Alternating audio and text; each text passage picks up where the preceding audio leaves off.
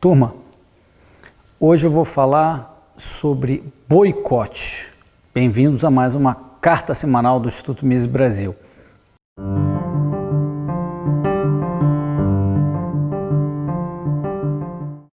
Pessoal, boicote é perfeitamente legítimo. Boicote é o exercício da sua vontade de não querer se associar com outra pessoa, outra empresa e, inclusive, tentar influenciar outras pessoas a não se associarem com essa empresa ou pessoa. Mas o boicote, como é voluntário, ele é perfeitamente legítimo. Por que eu estou falando de boicote? Existem algumas empresas que estão boicotando, por exemplo, a Rede Globo e outras empresas de mídia e tal. O principal empresário que está liderando essa iniciativa é o Luciano Hang da Avan, que é um sujeito bastante divertido, com boas ideias, e ele tem a opinião de que a Globo ela age ideologicamente e que isso está errado. A esquerda também fala a mesma coisa, o PT odeia a Globo pelos mesmos motivos, né? Mas o Luciano e as outras empresas que estão boicotando a Globo, a princípio tem o seu direito, é legítimo perfeitamente você fazer um boicote não violento, pacífico. Eu não sei se eu faria publicamente, eu acho que um liberal tende a ser tolerante em geral, mas quando você está irritado com um troço, você quer mostrar isso para a sociedade, eu acho que é legítimo. Agora, tem boicotes, turma, que são, vamos dizer, desagradáveis, tem boicotes que são positivos e tem boicotes que são neutros. Por exemplo, quando o Hitler virou chanceler alemão no início de 1933 ou 4, 3 meses depois, ele propôs, o Partido Nazista propôs um boicote aos negócios judeus, às pessoas, os profissionais e aos negócios, às empresas lideradas por judeus, com a alegação de que os judeus alemães e fora estavam em uma campanha de mídia também, olha aí, orquestrada para criticar injustamente o regime do Hitler.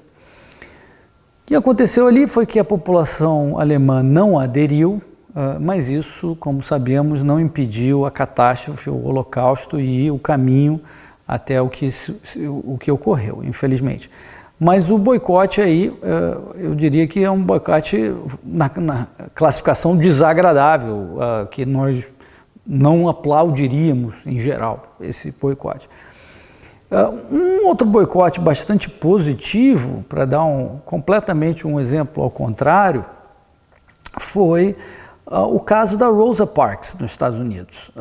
O sul dos Estados Unidos, boa parte dos estados do sul dos Estados Unidos estavam sujeitos às leis Jim Crow de segregação. Então, por exemplo, no transporte público, os negros tinham que esperar numa espera separada, segregada dos brancos, ponto de ônibus, e dentro do ônibus também os bancos também eram segregados, e quando enchia a porção destinada aos brancos, 1 ou 2 bancos que seriam dos negros tinham que ser vagos, e a Rosa Parks, acredito de propósito, sentou num desses bancos, e quando o ônibus lotou de brancos, pediram para ela sair, ela se recusou a sair, e isso deu início a um boicote que veio a ser apoiado pelo reverendo Martin Luther King, que é um grande herói da liberdade, que culminou alguns anos depois com a revogação dessas absurdas leis segregacionistas. Essas leis são leis do Estado, não é o mercado operando, foram leis passadas por administrações democratas, né? E que proibiam as empresas privadas de terem políticas inclusivas, igualitárias entre brancos e negros. Era proibido prestar um serviço inclusivo. E o Estado monitorava para que essa segregação persistisse, não muito diferente do apartheid na África do Sul. Então, esse é um exemplo positivo de boicote, que inclusive deu um resultado muito importante com essa revogação das leis segregacionistas. Aqui no Brasil a gente tem um tipo de boicote neutro. Por exemplo, quando sobe a gasolina, muita gente vem propor boicote dos postos de gasolina que aumentaram, vamos ver se a gente contém isso. E eu acho que nesse caso específico, normalmente não tem êxito o boicote, até porque é uma revolta contra a lei de oferta e procura, na minha opinião. Não é bem assim. O próprio posto de gasolina comprou mais caro da Petrobras, que por qualquer motivo, talvez a alta do dólar e os preços internacionais, reajustou o preço. Então o posto de gasolina não tem muito com isso, ele aumenta o preço porque o mercado inteiro aumenta em um ambiente de rivalidade, de competição, de lei de oferta e procura. Então essa tentativa de boicote para tentar conter uma alta de gasolina não tem como dar certo.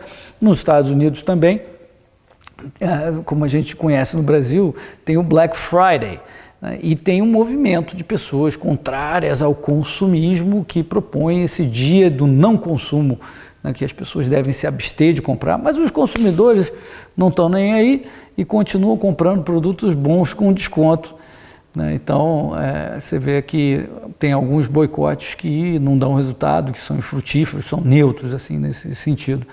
O Mises dizia, né, que quem é o soberano, na verdade, é o consumidor. Não existe o rei do shopping center, o rei da soja.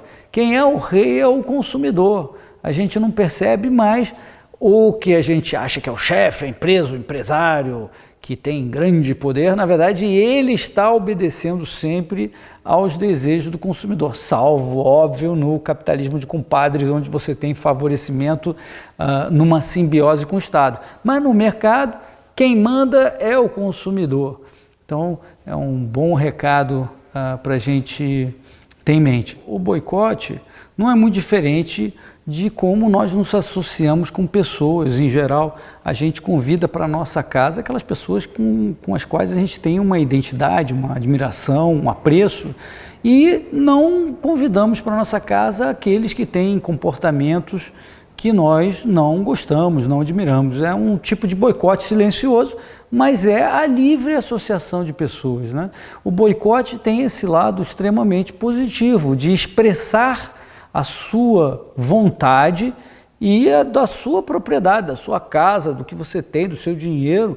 Se você não quiser se associar com outras pessoas, eu acho que está muito bem. Agora, quando tem um boicote desagradável, um exagero, existe recurso a isso, e normalmente é o que acontece, a reação ocorre. Você critica a pessoa que boicota, você prestigia o boicotado publicamente ou efetuando associações, compras da pessoa que foi boicotada, ou até você pode boicotar aqueles boicotadores. Se eles parecerem realmente intolerantes, você pode boicotá-los também. Então isso é a reação normal, acho que faz parte do ambiente de liberdade de expressão em geral. Quando um boicote é desagradável, muitas vezes não tem os efeitos, dá um resultado que você não prevê, e geralmente isso é quando o governo se envolve.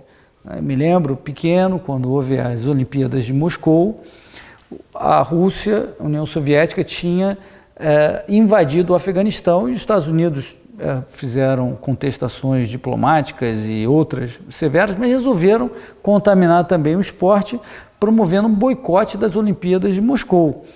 Então, e pressionou outros países a também não participarem. Ou seja, uma coisa de cima para baixo, que não respeita a vontade dos atletas que passaram a vida inteira para participar de uma Olimpíada, um momento especial, passou por cima da vontade de alguns aliados para forçá-los a boicotar também, e no final não teve o resultado desejado. A Rússia, a União Soviética continuou lá no Afeganistão por vários anos e teve como troco ainda, né, o tal boicote aos boicotadores. Nas Olimpíadas de Los Angeles, alguns países do bloco soviético, se não me engano 14, boicotaram as Olimpíadas de Los Angeles também. Então, em geral, quando o governo participa de boicote, promove boicote, apoia boicote, isso é muito negativo. Portanto, eu vejo com uma certa preocupação quando o governo brasileiro declara uma certa simpatia por esse tipo de boicote à TV Globo, e eu acho que o governo pode estar não está executando as melhores práticas do Poder Executivo ao criticar abertamente a mídia e ao direcionar recursos desproporcionais às empresas, independente da audiência que cada um tenha. Então, pelo que eu li recentemente, foi direcionado à TV Globo metade do que a audiência da Rede Globo faria jus. Então, isso aí me parece que não é uma melhor prática do Poder Executivo. E também as menções a uma eventual não renovação da concessão da Rede Globo, isso é muito preocupante, porque indica um uso do poder público de uma forma arbitrária, na minha opinião. Então dizer, não, depende se está cumprindo as regras da concessão, mas a gente sabe que há um antagonismo do Executivo brasileiro com a Rede Globo, e isso vazar para a discussão se renova ou não a concessão, eu acho um absurdo. E a solução para isso, na minha opinião, pessoal, é que a gente discuta a privatização do espectro eletromagnético brasileiro.